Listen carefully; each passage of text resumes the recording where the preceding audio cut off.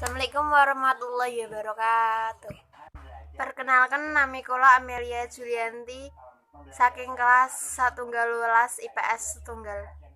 Ngilmu niku kelakone kanthi laku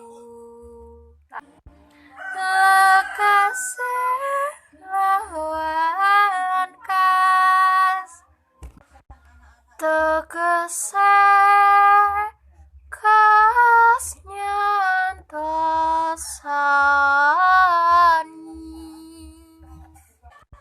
setya budaya pangekesedur angkara. Matur nuwun. Wassalamualaikum warahmatullahi wabarakatuh.